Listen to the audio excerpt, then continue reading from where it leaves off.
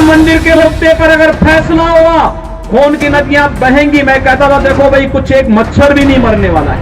इसी इस माफिया को मिट्टी में मिला देंगे।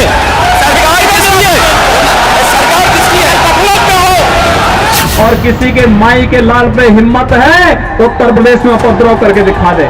ये हिंदुत्व की सदी है और हिंदुत्व की सदी केवल भारत की नहीं, दुनिया की सदी होगी।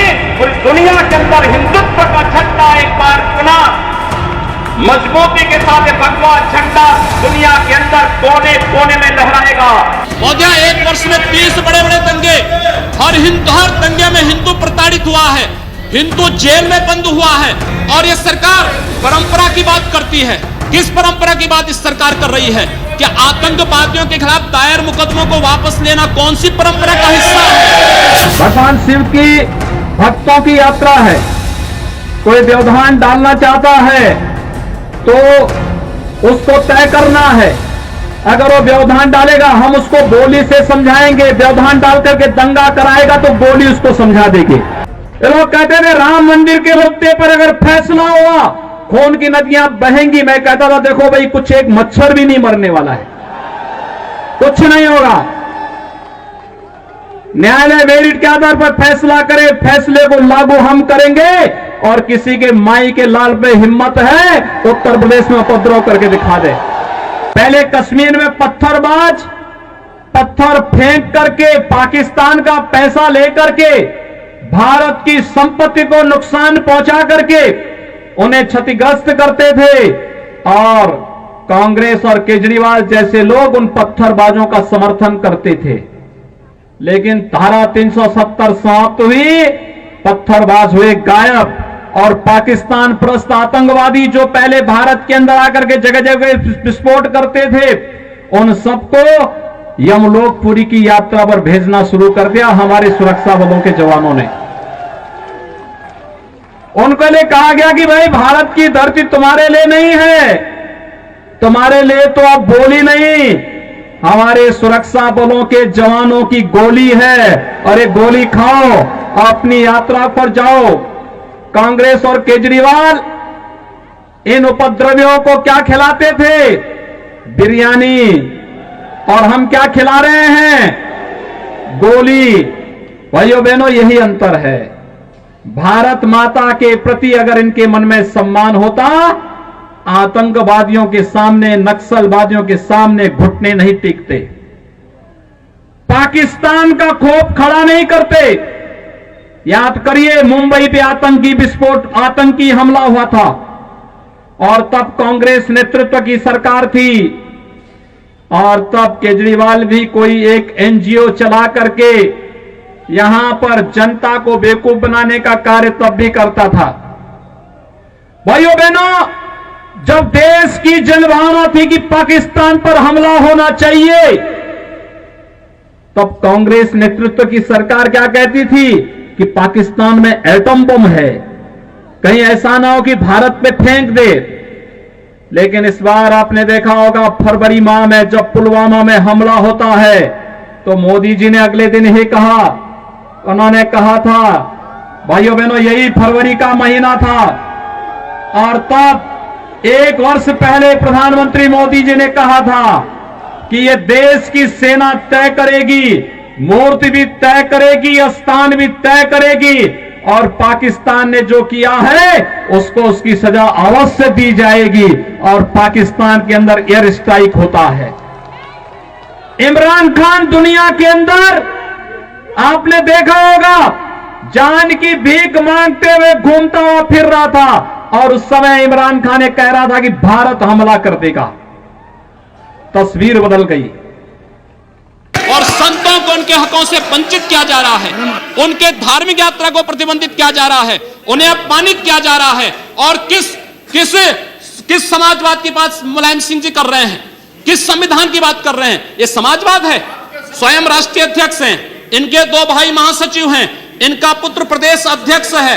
कौन से समाजवाद की बात करते हैं? परिवारवाद की बात करते हैं। बेवकूफ बना रहे देश को, ये केवल देश को बेवकूफ बनाने का कार्य कर रहे हैं।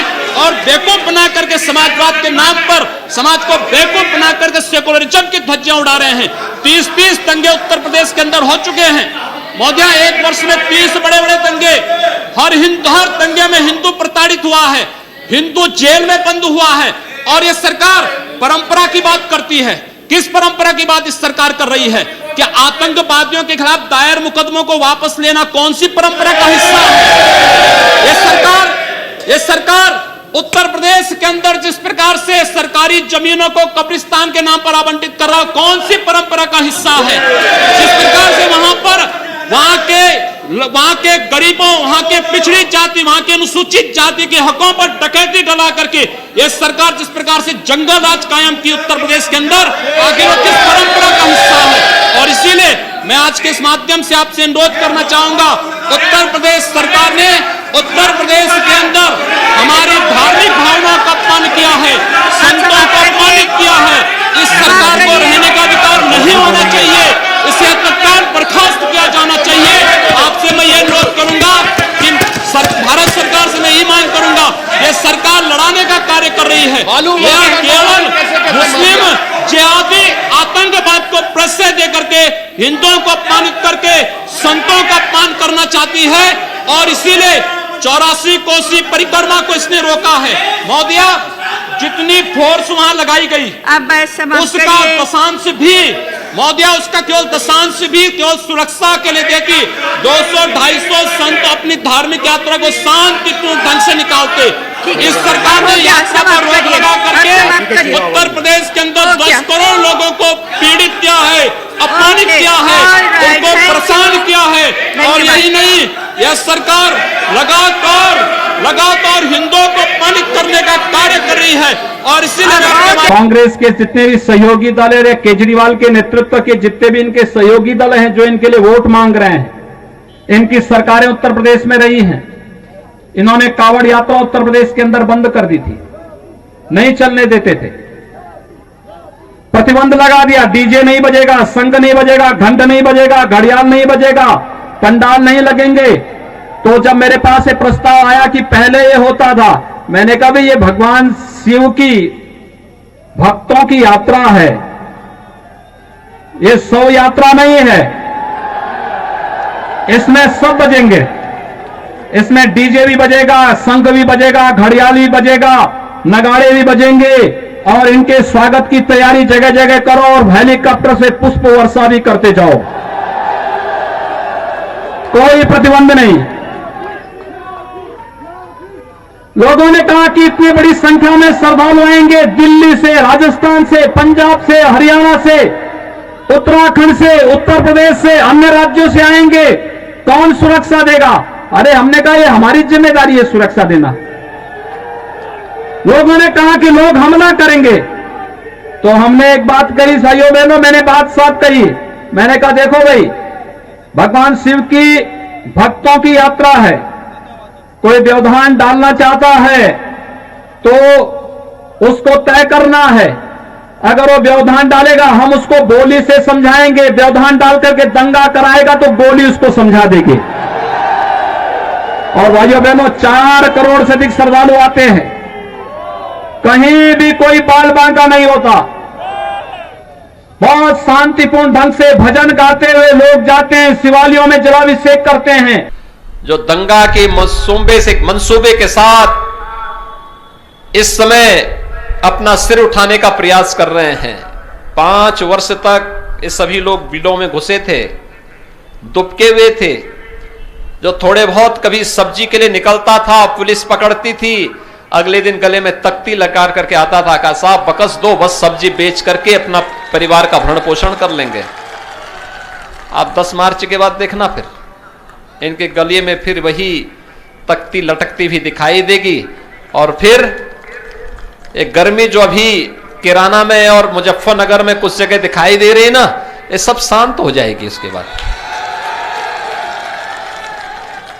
क्योंकि गर्मी कैसे शांत होगी, ये तो मैं मई और जून में भी इसको बहुत शिमला बना देता हूं।